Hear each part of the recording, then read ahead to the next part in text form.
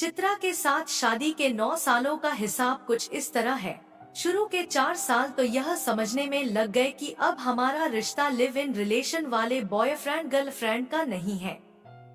1 साल में यह अनुभव हुआ कि शादी का लड्डू हजम नहीं हुआ और बाकी के 4 साल शादी से बाहर निकलने की कोशिशों में लग गए। कुल मिलाकर कहा जाए तो मेरे और चित्रा के रिश्ते में लड़ाई झगड़ा जैसा कुछ नहीं था, बस आगे बढ़ने की एक लालसा थी और उसी लालसा ने हमें फिर से अलग अलग जिंदगी की डोर थामे दो राही बनाकर छोड़ दिया। हमारे तलाक के बाद समझौता यह हुआ कि मुझे अदालत से अनुमति मिल गई कि मैं अपने बेटे शिवम को 3 महीने में एक बार सप्ताह भर के लिए अपने साथ ले जा सकता हूँ। तय प्रोग्राम के मुताबिक चित्रा लंदन में अपनी कॉन्फ्रेंस में जाने से पहले शिवम को मेरे घर छोड़ गई। मम्मी ने कहा है मुझे आपकी देखभाल करनी है, नन्हा शिवम बोला। उसकी लंबाई से 2 गुनी लंबाई का एक बैग भी उसके साथ में था। हम दोनों एक दूसरे का ध्यान रखेंगे, मैंने शरारती अंदाज में उसकी ओर आंख मारते हुए कहा। ऐसा नहीं था कि वह पहले मेरे साथ कहीं अकेला नहीं गया था, पर उस समय चित्रा और मैं साथ साथ थे। पर आज मुझ में ज्यादा जिम्मेदारी वाली भावना प्रबल हो रही थी। सिंगल पेरेंटिंग के कई फायदे हैं, लेकिन एकल जिम्मेदारी निभाना आसान नहीं होता। मैंने गोवा में होटल की ऑनलाइन बुकिंग अपनी सेक्रेटरी से कहकर पहले ही करवा दी थी। होटल में चेक इन करते ही काउंटर पर खड़ी रिसेप्शनिस्ट ने स्वीट की चाबियां पकड़ाते हुए दुखी स्वर में कहा, सर अभी आप पूल में नहीं जा पाएंगे, वहां अभी मॉडल्स का स्विम सूट में शूट चल रहा है। मन ही मन खुश होते हुए मैंने नाटकीय असंतोष जताया और पूछा, यह शूट कब तक चलेगा? सर पूरे वीक चलेगा, लेकिन मॉर्निंग में बस 2 घंटे स्विमिंग पूल में जाने की मनाही है।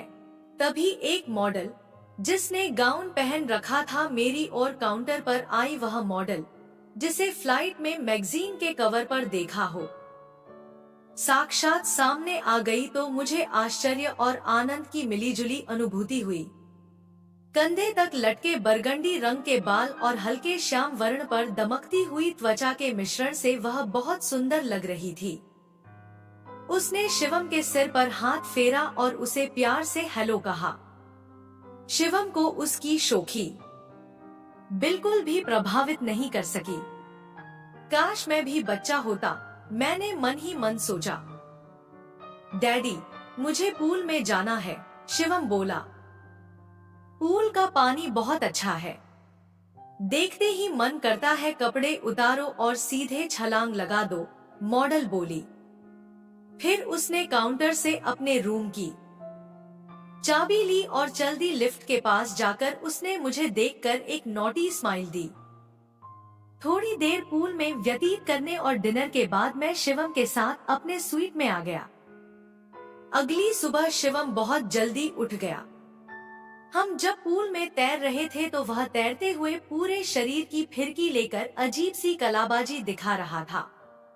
मेरी आंखों के सामने कितना रहा है, फिर भी मैं नहीं जानता कि वह क्या क्या कर सकता है। मुझे अपने बेटे के अजीब तरह के वाटर स्ट्रोक्स पर नाज हो रहा था।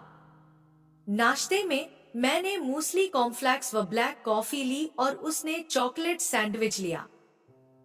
10 बजते सभी मॉडल्स पूल एरिया के आसपास मंडराने लगी।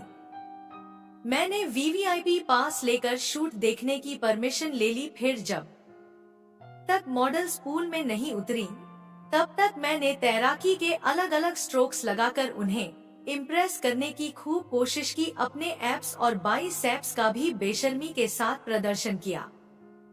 पूल में सारी अदाएं दिखाने के बाद भी आकर्षण का केंद्र शिवम ही रहा। कभी वह पैडल स्विमिंग करता, कभी जोर से पानी को स्प्लैश करता, तो कभी अपनी इजाद की गई फिरकी दिखाता। नतीजा यह हुआ कि 4 से 5 खूबसूरत मॉडल्स उसे तब तक हमेशा घेरे रहती जब तक वह पूल में रहता। वह तो असीमित ऊर्जा और शैतानी का भंडार था और उसकी कार्टून कैरेक्टर्स की रहस्यमय जानकारी ने तो मॉडल्स को रोमांचित कर हैरत में डाल दिया। अगले 2 दिनों में मैं छुट्टी के आलस्य में रम गया और शिवम एक छोटे चुबंग की तरह मॉडल्स और अन्य लोगों को आकर्षित करता पड़ेगा। इसी सोच के साथ मैंने मॉडल से थोड़ी बहुत बातचीत करना शुरू कर दिया।